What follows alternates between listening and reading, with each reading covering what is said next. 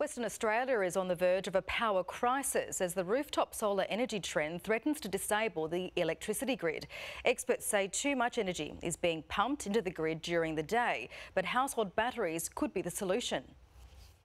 The number of solar panels in Perth is on the rise, but there's a risk it could shut down the state's biggest grid. This isn't going to hit us tomorrow, it is years away, and I think the conversations are happening that will drive the changes. 1 in 4 households now have solar panels, with solar representing the grid's biggest collective generator.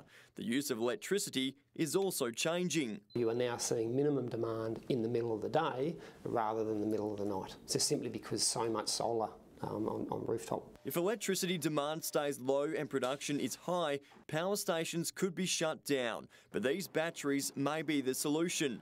Alkimos resident Lee Jacobs is part of a trial of solar panels on his roof, connected to a community battery run by Synergy, but he would rather his own personal one. I would probably like to have more control of my own energy, because I would prefer like 3 or 4 air conditioners in here. A report from solar energy consultant Sunwise reveals 7,000 batteries were sold nationwide in the first 6 months of 2017, but only about 200 of those were in WA.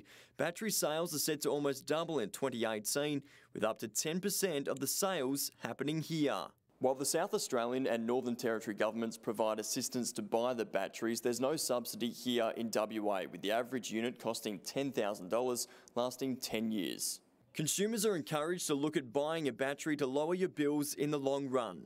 And the more the price of power rises and the cheaper the batteries are, the more viable it's going to be to install batteries. Anyone particularly that doesn't have a lot of people at home during the middle of the day, a battery is probably going to make more sense. Michael Stamp, 9 News.